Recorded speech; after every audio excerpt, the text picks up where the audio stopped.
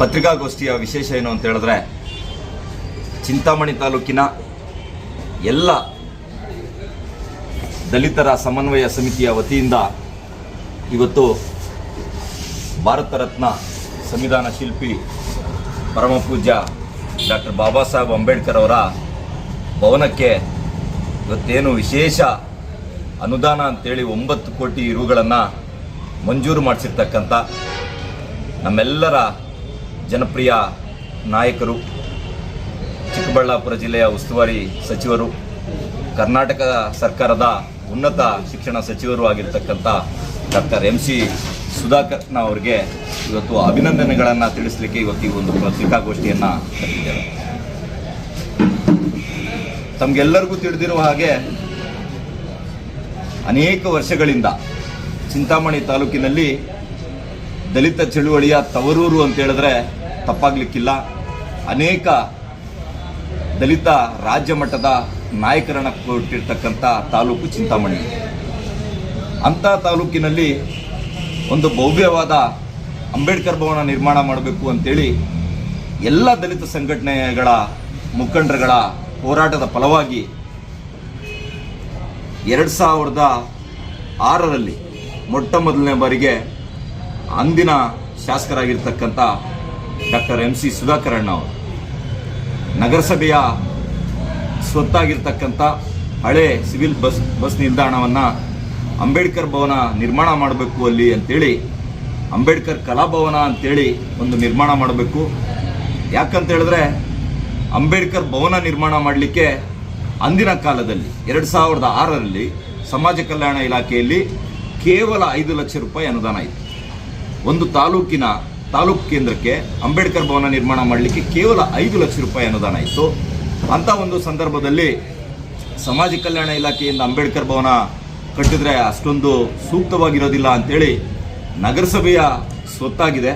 ನಗರಸಭೆಯಿಂದ ಬೇರೆ ಬೇರೆ ಮೂಲಗಳಿಂದ ಆದಾಯ ಕ್ರೋಢೀಕರಿಸಿ ಭವ್ಯವಾದ ಅಂಬೇಡ್ಕರ್ ಭವನವನ್ನು ಕಟ್ಟಬೇಕು, ಒಂದು ಸುಮಾರು 3 ಕೋಟಿ ರೂಪಾಯಿಯಲ್ಲಿ ಭವ್ಯವಾದ ಅಂಬೇಡ್ಕರ್ ಭವನ ಕಟ್ಟಬೇಕು ಅಂತೇಳಿ ನಗರಸಭೆಯಲ್ಲಿ ಅನುಮೋದನೆಯನ್ನು ತಗೊಂಡು ನಗರಸಭೆಯಲ್ಲಿ ಆ ಸ್ಥಳವನ್ನು ಮೀಸಲಿಟ್ಟಿರ್ತಕ್ಕಂಥದ್ದು, ಆ ದಾಖಲೆಗಳನ್ನೆಲ್ಲ ತಮಗೆ ನೀವು ಈಗ ಕೊಡ್ತೇವೆ ನಾವು. ತದನಂತರ ಆದಂಥ ಬದಲಾವಣೆಗಳೇನಿದೆ, 2013ರಲ್ಲಿ ಏನು ರಾಜಕೀಯ ಒಂದು ಬದಲಾವಣೆ ಆಯಿತು. ಅವರು ಸನ್ಮಾನ್ಯ JK ಕೃಷ್ಣಾರೆಡ್ಡಿ ಅವರು ಈ ಕ್ಷೇತ್ರದ ಶಾಸಕರಾಗಿ ಆಯ್ಕೆ ಆಗ್ತಾರೆ. ಅಲ್ಲಿ ಆವತ್ತಿನ ಒಂದು ಕಾಲಘಟ್ಟದಲ್ಲಿ ಅಂಬೇಡ್ಕರ್ ಭವನ ನಿರ್ಮಾಣಕ್ಕೆ ಸುಮಾರು ಅನುದಾನ 50 ಲಕ್ಷವನ್ನು ಸಮಾಜ ಕಲ್ಯಾಣ ಇಲಾಖೆಗೆ ಆ ಸ್ಥಳವನ್ನು ಹಸ್ತಾಂತರ ಮಾಡಿ ಅಂಬೇಡ್ಕರ್ ಭವನ ನಿರ್ಮಾಣ ಮಾಡಬೇಕು ಅಂತೇಳಿ ಗುದ್ಲಿ ಪೂಜೆಯನ್ನು ಸಹ ಮಾಡ್ತಾರೆ. ಆದರೆ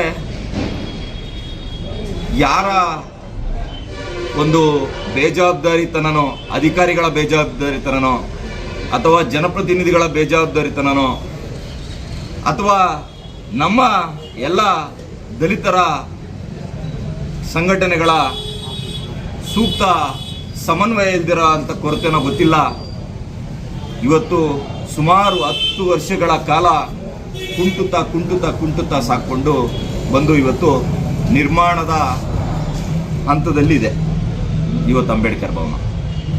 ಇವತ್ತು ಚಿಂತಾಮಣಿ ತಾಲೂಕಿನ ಎಲ್ಲ ದಲಿತರ ಪಾಲಿಗೆ ಇವತ್ತು ಸುದಿನ ಅಂತೇಳಿ ಹೇಳಲಿಕ್ಕೆ ಬಯಸ್ತೇವೆ. ಕಾರಣ ಏನು ಅಂತ ಹೇಳಿದ್ರೆ 2,93,00,000 ಇದ್ದಂಥ ಚಿಂತಾಮಣಿ ತಾಲೂಕಿನ ಅಂಬೇಡ್ಕರ್ ಭವನ ಇವತ್ತು ಇಡೀ ರಾಜ್ಯದಲ್ಲಿ ಯಾವುದೇ ತಾಲೂಕು ಕೇಂದ್ರಕ್ಕೆ ಬಿಡುಗಡೆ ಮಾಡದೇ ಇರತಕ್ಕಂಥ ವಿಶೇಷ ಅನುದಾನ 2,93,00,000 ಬಿಟ್ಟು 9 ಕೋಟಿಯನ್ನು, ಎಷ್ಟು 9 ಕೋಟಿ ಸರ್ಕಾರ ಅಧಿಕಾರಕ್ಕೆ ಬಂದ 9 ತಿಂಗಳಲ್ಲಿ 9 ಕೋಟಿ ಅನುದಾನವನ್ನು ವಿಶೇಷ ಅನುದಾನ, ವಿಶೇಷ ಪ್ರಕರಣ ಅಂತೇಳಿ ಇಡೀ ರಾಜ್ಯದಲ್ಲಿ ಇವತ್ತು ಚಿಂತಾಮಣಿಗೆ ತಂದಿರತಕ್ಕಂಥ ಕೀರ್ತಿ ಇವತ್ತು ಉನ್ನತ ಶಿಕ್ಷಣ ಸಚಿವರಾಗಿರ್ತಕ್ಕಂಥ ಡಾಕ್ಟರ್ MC ಸುಧಾಕರ್.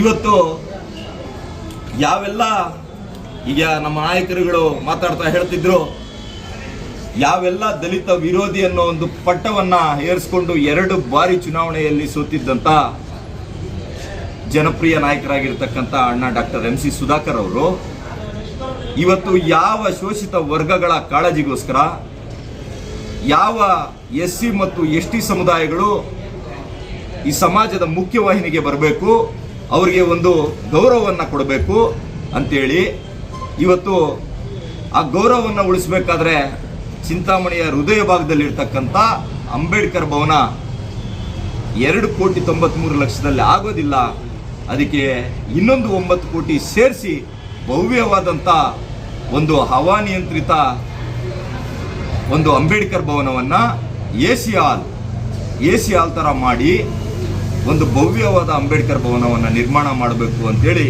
ಇವತ್ತು ಕನಸನ್ನು ಕಟ್ಟಿಕೊಂಡವರು ಆ ಕನಸನ್ನು ನನಸು ಮಾಡೋ ನಿಟ್ಟಿನಲ್ಲಿ ಇವತ್ತು 9 ಕೋಟಿಯನ್ನು ಮಂಜೂರು ಮಾಡಿಸಿರ್ತಕ್ಕಂಥ ಕೀರ್ತಿ ಇವತ್ತು ಅಣ್ಣ ಡಾಕ್ಟರ್ MC ಸುಧಾಕರ್ ಅವರಿಗೆ ಸಲ್ಲುತ್ತದೆ.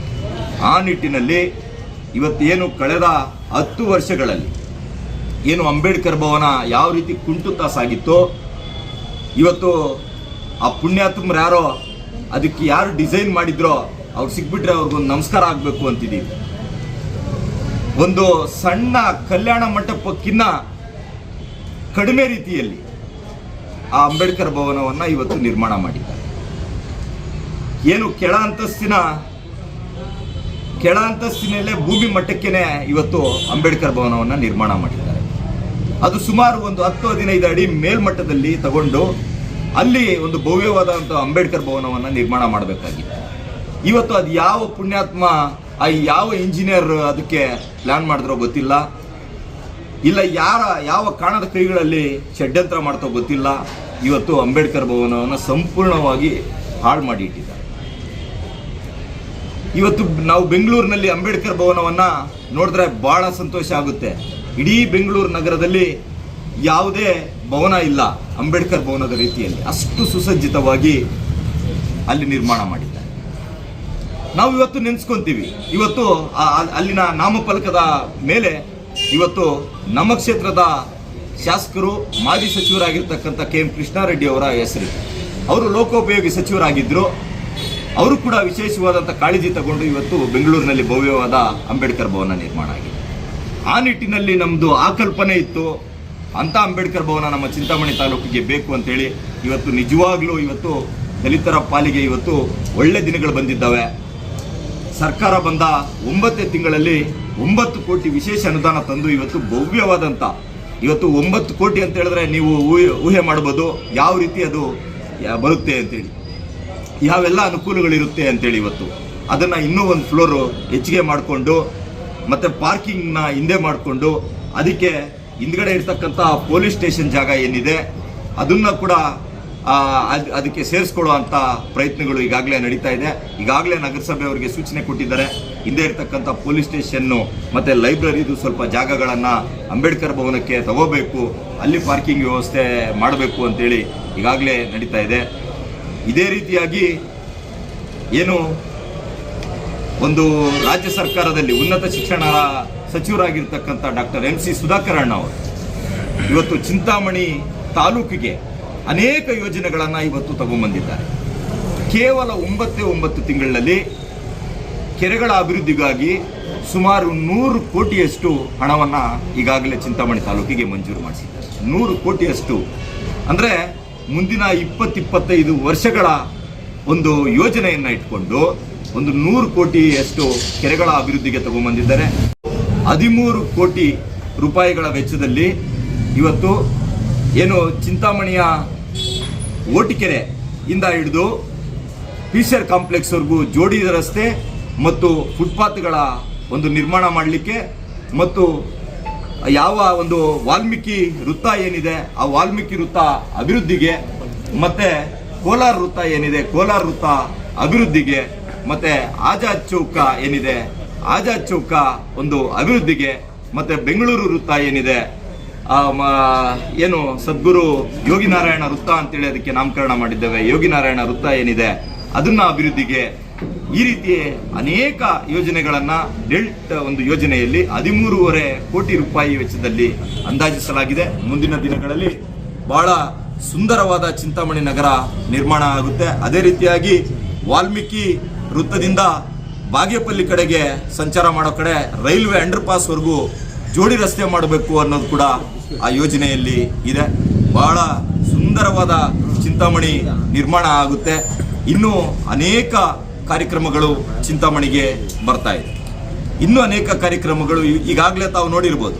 ಚಿಂತಾಮಣಿಯ ಓಟಿಕೆರೆಯಲ್ಲಿ ಅಲ್ಲಿ ಒಂದು ವಾಕಿಂಗ್ ಪಾತನ್ನು ಮಾಡಬೇಕು, ಒಂದು ವಾಯುವಿಹಾರಿಗಳು ಹೋಗಿ ಕೂರ್ಲಿಕ್ಕೆ ಅಲ್ಲೊಂದು ಸ್ಥಳಾವಕಾಶ ಮಾಡಬೇಕು ಅಂತೇಳಿ ಈಗಾಗಲೇ ಅಲ್ಲಿ ಒಂದು ವಿನ್ಯಾಸವನ್ನು ಮಾಡಿ ಈಗಾಗಲೇ ಕೆಲಸ ಪ್ರಾರಂಭ ಆಗಿದೆ, ಅಲ್ಲಿ ನಡೀತಾ ಇದೆ. ಈ ರೀತಿಯ ಅನೇಕ ಯೋಜನೆಗಳನ್ನು, ಅನೇಕ ಕನಸುಗಳನ್ನು ಚಿಂತಾಮಣಿ ತಾಲೂಕು ಮತ್ತು ಚಿಂತಾಮಣಿ ನಗರಕ್ಕೆ ಈ ರೀತಿ ಅನೇಕ ಯೋಜನೆಗಳನ್ನು ಹಾಕ್ಕೊಂಡು ದೊಡ್ಡ ಕನಸುಗಾರ ರೀತಿಯಲ್ಲಿ ಯಾವ 10 ವರ್ಷಗಳು ಅವರ ಅಧಿಕಾರ ವಂಚನೆ ಆಗಿತ್ತು, ಅವರು ಯಾವುದೇ ರೀತಿ ಎದೆಗುಂದಲಿಲ್ಲ. ಯಾವುದೇ ರೀತಿ ಎದೆಗುಂದಿದ್ದೀರಾ 10 ವರ್ಷಗಳ ಕಾಲ ನಾನು ಹುಟ್ಟಿದಂಥ ಈ ನೆಲಕ್ಕೆ ಏನು ಮಾಡಬೇಕಾಗಿದೆ, ನಾನು ಇಲ್ಲಿ ನನ್ನನ್ನು ನಂಬ್ಕೊಂಡಿರ್ತಕ್ಕಂಥ ಜನ ಏನಿದ್ದಾರೆ, ನಮ್ಮ ತಾತ ತಂದೆಯವರ ಕಾಲದಿಂದ ಆ ಜನ ನಮ್ಮನ್ನು ಕೈ ಬಿಟ್ಟಿರಲಿಲ್ಲ. ಯಾರ್ದೋ ಮಾತು ಕೇಳಿ ಈ 10 ವರ್ಷಗಳ ಕಾಲ ನನ್ನನ್ನು ದೂರ ಇಟ್ಟಿದ್ದಾರೆ. ಪರವಾಗಿಲ್ಲ, ಮುಂದಿನ ದಿನಗಳಲ್ಲಿ ನಾನು ಅಧಿಕಾರಕ್ಕೆ ಬಂದರೆ ನಾನು ಯಾವೆಲ್ಲ ಯೋಜನೆಗಳನ್ನು ಚಿಂತಾಮಣಿ ತಾಲೂಕಿಗೆ ತಗೊಂಡು ಹೋಗಬೇಕು ಅಂತೇಳಿ ಇವತ್ತೇನು ಒಂದು ಕನಸನ್ನು ಕಟ್ಕೊಂಡಿದ್ರು, ಆ ಕನಸನ್ನು ಕೇವಲ 9 ತಿಂಗಳಲ್ಲಿ ಇವತ್ತು ನನಸು ಮಾಡುವಂಥ ಎಲ್ಲ ಪ್ರಾಮಾಣಿಕ ಪ್ರಯತ್ನಗಳು ನಡೆದು ಇನ್ನೇನು ಕೆಲವೇ ದಿನಗಳಲ್ಲಿ ಗುದ್ಲಿ ಪೂಜೆಯಾಗಿ ಕೆಲಸಗಳು ಪ್ರಾರಂಭವಾಗ್ತಾ ಇದೆ. ಇನ್ನೇನು ಲೋಕಸಭೆ ಚುನಾವಣೆ ಹತ್ರ ಬರ್ತಾ ಇದೆ. ನಾವು ಎಲ್ಲ ದಲಿತರ ಸಮನ್ವಯ ಸಮಿತಿ ಚಿಂತಾಮಣಿ ತಾಲೂಕಿನ ಎಲ್ಲ SC ST ಜನಾಂಗ ಇವತ್ತು ಅವರಿಗೆ ಕೃತಜ್ಞತೆಗಳನ್ನು ವಿಶೇಷವಾಗಿ ಸಲ್ಲಿಸ್ತಾ ಇದ್ದೇವೆ. ನಾವೆಲ್ಲ ಒಂದು ದೊಡ್ಡ ಕಾರ್ಯಕ್ರಮ ಮಾಡಿ ಅವರಿಗೆ ಒಂದು ವೇದಿಕೆ ಕಾರ್ಯಕ್ರಮ ಮಾಡಿ ಗೌರವವನ್ನು ಸಲ್ಲಿಸಬೇಕು.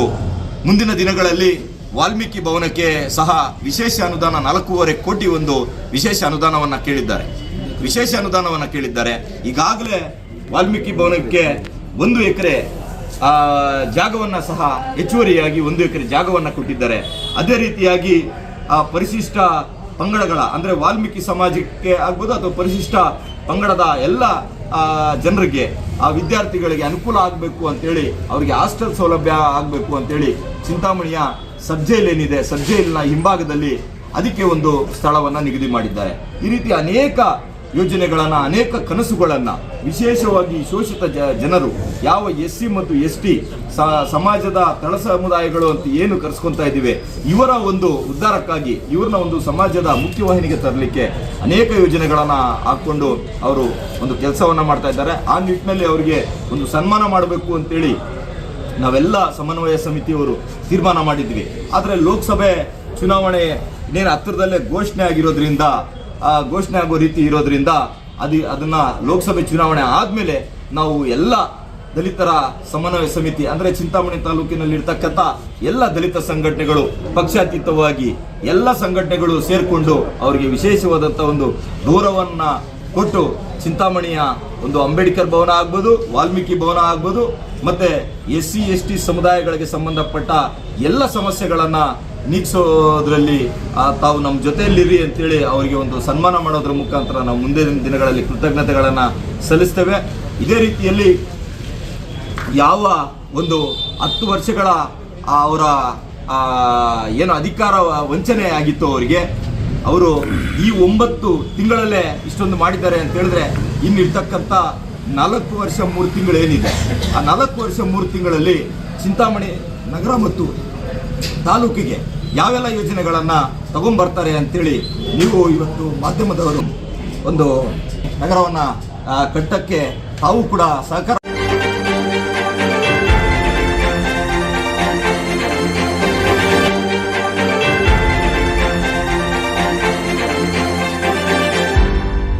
ನೀವು ನಮ್ಮ ಚಾನಲ್ಗೆ ಸಬ್ಸ್ಕ್ರೈಬ್ ಆಗಿಲ್ಲ ಅಂದ್ರೆ ಈಗಲೇ ಸಬ್ಸ್ಕ್ರೈಬ್ ಆಗಿ ಪಕ್ಕದಲ್ಲೇ ಇರುವ ಬೆಲ್ ಐಕಾನ್ ಕ್ಲಿಕ್ ಮಾಡಿ. ಮತ್ತಷ್ಟು ಅಪ್ಡೇಟ್ಗಳಿಗಾಗಿ ಫೇಸ್ಬುಕ್, ಇನ್ಸ್ಟಾಗ್ರಾಮ್, ಟ್ವಿಟರ್ನಲ್ಲಿ ಫಾಲೋ ಆಗಿ.